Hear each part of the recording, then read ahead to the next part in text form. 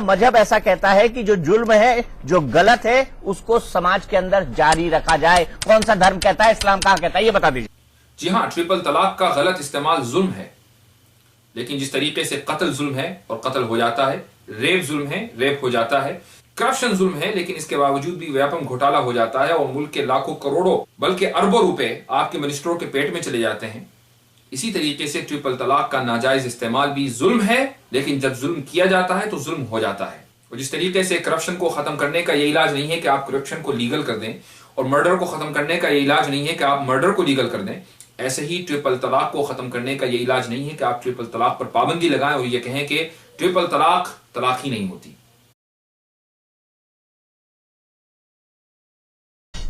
میں بڑا بیسک سوال پوچھتا ہوں. اسلام کے اندر جو ہے بہو وواہ بھی چلتا ہے، 3 طلاق والی بات بھی ہوتی ہے، 4 شادیوں کی بات بھی ہوتی ہے. کئی سارے اسلامک دیش ایسے ہیں جنہوں نے بہو وواہ پر روک لگا رکھی ہے یا بہت زیادہ کنڈیشنل ہے، لیکن بھارت میں یہ مسئلہ پوری طرح سے کھلا ہوا ہے شریعت کے نام پہ. اگر پروشوں کو 4 وواہ کرنے کی اجازت ہے تو مہیلاؤں کو کیوں نہیں؟ مجھے اس کا جواب. آپ نے دراصل یہ مذہب پر اعتراض کیا ہے. یہ اعتراض مسلمانوں پر نہیں ہے، بلکہ یہ اعتراض قرآن پر ہے. اور جب مذہب پر، قرآن کریم پر یا اسلام پر اعتراض ہوگا تو دوسرے مذہب کی بھی بات آئے گی، اور ہمیں کمپیئر کرنا پڑے گا کہ جس چیز پر آپ کو اسلام میں اعتراض ہے کیا وہ چیز دوسرے مذہبوں میں موجود ہے یا تھی. اس لیے ہم کرسچینٹی کی بات نہیں کرتے، جوڈازم کی بات نہیں کرتے، بلکہ ہندوازم ہی کی بات کرتے ہیں. ہندو اسکرپچر میں لکھا ہوا ہے کہ شری رام کے فادر کی 1 سے زائد بیویاں تھیں. According to Hindu scriptures Shri Krishna کی 16,000 سے زیادہ بیویاں تھیں. پھر آزادی کے بعد پولیگمی کو ریگولیٹ کرنے کے بجائے پولیگمی پر ہندوؤں کے یہاں پابندی لگی، اور یہ پابندی لگا کر بہت سے ہندوؤں نے دراصل اپنی محترم اور مقدس شخصیات کا مذاق اڑایا ہے. گویا کہ وہ جو کام کرتے آئے تھے وہ لیگل تھا، اب جا کر لوگ لیگل طریقے سے شادی اور نکاح کرنے لگے ہیں. مسلمانوں کی عادت دوسروں کا مذاق اڑانے کی نہیں ہے، بلکہ اگر کوئی مسلمان کسی مذہب کی مقدس شخصیت کا مذاق اڑاتا ہے تو ہم ایسے شخص کی سخت تردید کرتے ہیں اور مذمت کرتے ہیں. یہاں بتانے کا صرف مقصد یہ ہے کہ ہندوؤں نے پولیگمی پر پابندی لگا کر اپنی ہی مقدس شخصیات کا مذاق اڑایا ہے، اس لیے جواب دینے کے ذمہ دار وہ ہیں، ہم نہیں. اسلام میں سب سے پہلی بات تو یہ ہے کہ مسلمانوں کو اس بات کے لیے انکریج کیا گیا ہے کہ وہ ایک ہی نکاح کریں، لیکن اگر ایک سے زیادہ نکاح کرنے کی اجازت ہے تو اس کے پیچھے ایک لاجک ہے. اور مجھے معلوم ہے کہ آپ اپنے شو میں آلریڈی یہ بات کہہ چکے ہیں کہ یہ بھی کوئی لاجک ہوئی. یہ کون سا لاجک ہے؟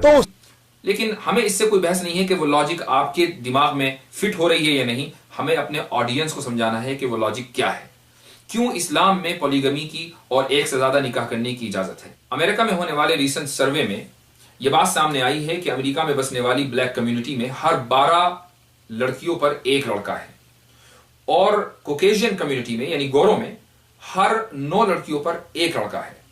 اور اس وقت پوری دنیا میں جو ریشیو ہے وہ یہ ہے کہ ہر 16 لڑکیوں پر ایک لڑکا ہے. اگر ہم پوری دنیا میں یہ قانون بنا دیں کہ ایک لڑکا ایک ہی لڑکی سے نکاح کر سکتا ہے، شادی کر سکتا ہے، تو اس کا مطلب یہ ہے کہ 15 لڑکیاں دنیا میں ایسی ہیں کہ جن کا نکاح نہیں ہو سکتا. اب ان کے سامنے 2 راستے ہیں. ایک راستہ تو یہ ہے کہ وہ عزت کے ساتھ اپنی زندگی گزر بسر کریں اور ایسے شخص کے ساتھ نکاح کریں جو آلریڈی میرڈ ہے، اور دوسرا آپشن ان کے سامنے یہ ہے کہ وہ پبلک پراپرٹی بن جائیں. اور ظاہر ہے کہ کوئی بھی مذہب، کوئی بھی کلچر اور کوئی بھی ڈیسنٹ معاشرہ عورتوں کو پبلک پراپرٹی بنانے کے لیے تیار نہیں ہے. اس لیے ساری دنیا کو اسلام کا احسان مند ہونا چاہیے کہ اسلام نے ایک پرابلم کا سلوشن پیش کیا ہے. لیکن ہو یہ رہا ہے کہ اس پروویژن پر، اسلام کے اس پروویژن پر ہر طرف سے اعتراضات ہو رہے ہیں، اور اگر کوئی لاجک پیش کی جاتی ہے تو بجائے یہ کہ اس کے خلاف کاؤنٹر آرگومنٹ کیا جائے، یہ کہہ کر مسترد کر دیا جاتا ہے کہ یہ بھی کوئی لاجک ہے. اور پھر پولیگمی کے تعلق سے سینسس رپورٹ کے مطابق انڈیا میں 15.25% ٹرائبلز ایسے ہیں جو پولیگمس ہیں. جین کمیونٹی میں 6.7%، بدھ کمیونٹی میں 7.9%، ہندوؤں میں 5.8% اور مسلمانوں میں 5.7%. یعنی مسلمانوں میں پولیگمی کا رواج ہندوؤں سے کم ہے، اور ٹرائبلز میں 15.25% ہے. اور RSS کے آفیشیل ڈاکیومنٹس اور ان کی آفیشیل ویب سائٹ کے مطابق ٹرائبلز ہندو ہیں. اس کا مطلب یہ ہے کہ ٹرائبلز اور کا جو ڈیٹا ہے وہ ہندوؤں کے ڈیٹا سے الگ نہیں ہے، بلکہ اگر آپ کمبائن کریں تو ہندوؤں میں پولیگمی کا ریشیو 20% سے زیادہ ہے. تو حکومت کو یا میڈیا چینلز کو پہلے اپنی خبر لینی چاہیے، ہندو کمیونٹی میں صفائی کرنی چاہیے، بجائے اس کے کہ آپ ایک ایسی کمیونٹی کو ٹارگٹ کریں جس میں پولیگمی نہ ہونے کے برابر ہے۔ بائیگمی سمجھتے ہیں آپ؟ بائیگمی؟ جی ہاں، بائیگمی بہت اچھی طرح سمجھتے ہیں، انفیکٹ آپ کو سمجھانا بھی جانتے ہیں کہ بائیگمی اور پولیگمی میں فرق یہ ہے کہ اگر کسی شخص نے دوسری عورت سے نکاح کیا اور پہلی عورت کو اس کی اطلاع نہیں ہے اور یہ نکاح اسٹیٹ کی نظر میں اللیگل ہے تو اسی کو بائیگمی کہا جاتا ہے۔ لیکن اگر ایک شخص 2 عورتوں سے 3 عورتوں سے نکاح کر رہا ہے اور اس کی تینوں بیویوں کو ایک دوسرے کے بارے میں معلوم ہے اور سب خوش ہیں تو اسی کو پولیگمی کہا جاتا ہے۔ اسلام نے بائیگمی کو پروموٹ نہیں کیا ہے بلکہ پولیگمی کو پروموٹ کیا ہے۔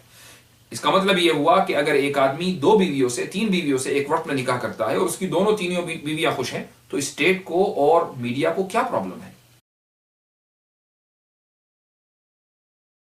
مولانا صاحب کی بات کوئی بڑا کر دوں کہ 2011 کا سروے یہ کہتا ہے کہ ہندو بھائیوں نے زیادہ یہ سب غلط کام کیے، ٹھیک ہے، تو کیا آپ انہیں فالو کریں گے؟ یا جو ہمارے اندر خامی نہیں، آپ یہاں پر اس طریقے کی بات کریے ہی مت۔ آج ہماری خامی چنی جا رہی ہے، کل ان کی بھی ڈھونڈی جائے گی۔ نہیں، بہتر یہ ہے کہ آج ان کی خامی ڈھونڈی جائے اور اگر کوئی خامی ہمارے اندر ہے تو کل ہمارا نمبر آنا چاہیے، اس کا الٹا نہیں۔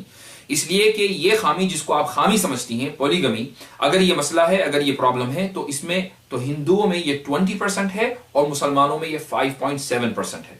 تو جس کمیونٹی میں یہ پرابلم زیادہ ہے پہلے اس کمیونٹی کی فکر ہونی چاہیے، اور جس کمیونٹی میں یہ پرابلم کم ہے یا بالکل نہیں ہے اس کمیونٹی کی فکر نہیں ہونی چاہیے۔ لیکن میڈیا جس پیڈ ایجنڈے پر کام کر رہی ہے، میڈیا میں گٹس نہیں ہے کہ وہ اس پرابلم کا سامنا کرے اور اس پرابلم کے اوپر ڈسکشن کرائے اور ہندو کمیونٹی سے ریپرزینٹیٹیو بلائے اور اس مسئلے کے اوپر بحث کرائے۔